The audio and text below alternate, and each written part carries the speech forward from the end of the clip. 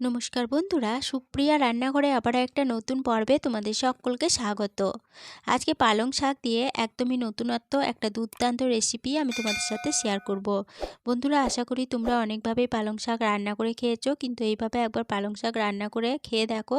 খেতে এতটাই টেস্টি হবে যে একবার বানিয়ে খেলে বারবার এইভাবে বানিয়ে খেতে ইচ্ছে করবে। তাহলে চলো বন্ধুরা, দেখে নেওয়া যাক আজকের রেসিপি কিভাবে বানানো হয়। পালং শাক দিয়ে রেসিপি বানানোর জন্য এখানে নিয়েছি 250 গ্রাম পরিমাণ পালং শাক।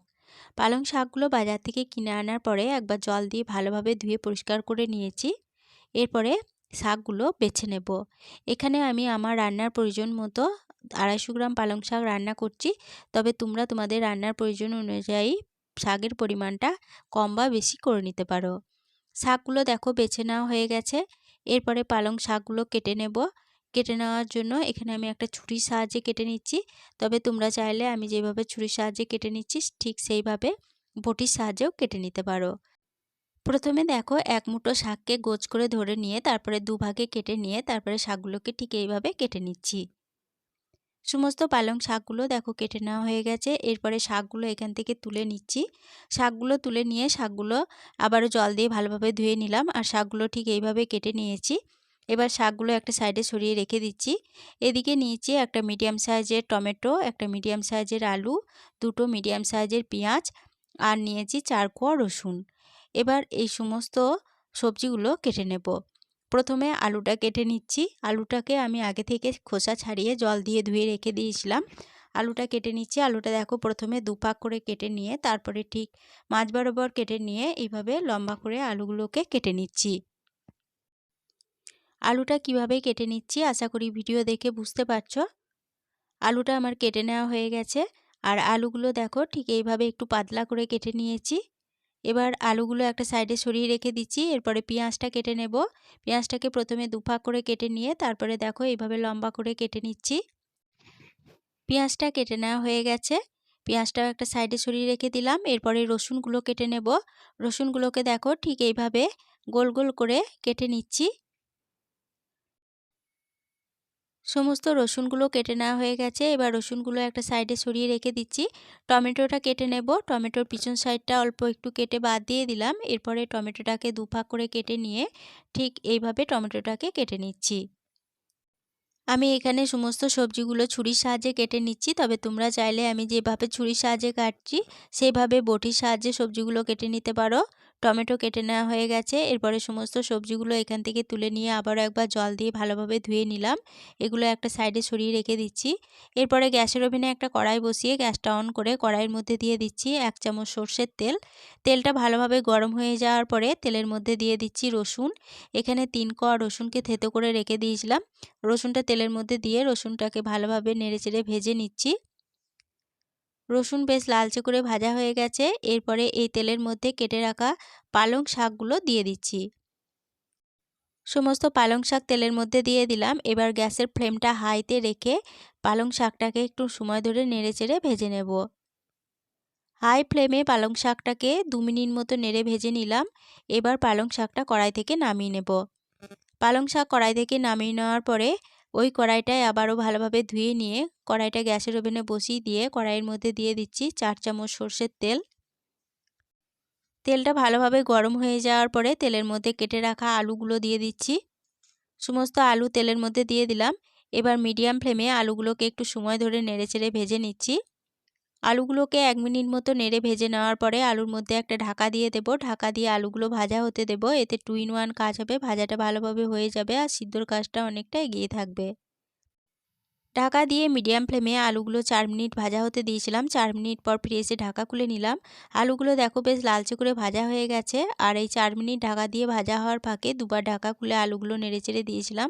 অবশ্যই দুবার ঢাকা খুলে নেড়েচেড়ে দেবে, নাহলে কিন্তু আলুগুলো পুড়ে যেতে পারে। আলুগুলো তেল থেকে তুলে নেওয়ার পরে ওই আলু ভাজার তেলে ফোড়নের জন্য দিলাম সামান্য গোটা জিরে আর একটা গোটা শুকনো লঙ্কা। এবার এই ফোড়নগুলো ভালোভাবে ভেজে নেব।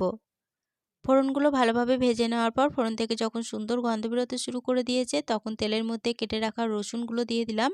এরপরে দিয়ে দিচ্ছি কেটে রাখা পেঁয়াজগুলো। তেলের মধ্যে সমস্ত পেঁয়াজ ও রসুনগুলো দিয়ে দিলাম। এরপরে মিডিয়াম ফ্লেমে এগুলোকে একটু নেড়েচেড়ে ভেজে নেব। পেঁয়াজের সাথে একটা টমেটো চলে গেছিলো, টমেটোটা তুলে নিলাম। এবার এই রসুন ও পেঁয়াজগুলোকে মিডিয়াম ফ্লেমে নেড়েচেড়ে ভেজে নিচ্ছি। পেঁয়াজ ও রসুনগুলোকে মিডিয়াম ফ্লেমে বেশ ভালোভাবে ভেজে নিলাম। এরপরে গ্যাসের ফ্লেমটা লোতে করে দিয়ে এর মধ্যে দিয়ে দিলাম 1 চা চামচ আদা ও কাঁচা লঙ্কা বাটা, কেটে রাখা টমেটো দিয়ে দিলাম। এবার মিডিয়াম ফ্লেমে এগুলোকে একটু নেড়েচেড়ে কষিয়ে নিচ্ছি। মিডিয়াম ফ্লেমে আদা বাটাটা 1 মিনিট মতো নেড়েচেড়ে কষিয়ে নিলাম। আদা থেকে যখন কাঁচা গন্ধটা চলে গেছে তখন গ্যাসের ফ্লেমটা একদম লোতে করে দিয়ে এর মধ্যে দিয়ে দিচ্ছি 1/2 চা চামচ জিরে গুঁড়ো, 1/2 চা চামচ ধনে গুঁড়ো, কালারের জন্য দিচ্ছি খুব সামান্য কাশ্মীরি লঙ্কা গুঁড়ো, দিয়ে দিচ্ছি 1/2 চা চামচ হলুদ গুঁড়ো আর 1 চা চামচ বেসন দিয়ে দিচ্ছি। এবার গ্যাসের ফ্লেমটা একদম লোতে করে দিয়ে এই সমস্ত মশলা ভালোভাবে নেড়ে কষিয়ে নেব। বেসনটা দিলে পরে তরকারির স্বাদটা কিন্তু খুবই ভালো আসবে, অবশ্য করে এই বেসনটা দেবে। আর বেসনটা দিয়ে এই মশলাটা কষানোর সময় গ্যাসের ফ্লেমটা প্রথমে লোতে রেখে কষিয়ে নিতে হবে। লো ফ্লেমে এই মশলাগুলোকে আমি প্রথমে 2 মিনিট মতো নেড়ে কষিয়ে নিলাম। এরপরে মশলার মধ্যে সামান্য জল দিয়ে দিলাম। এবার জল দিয়ে মশলাটাকে মিডিয়াম ফ্লেমে আরও একটু সময় ধরে নেড়ে কষিয়ে নেব।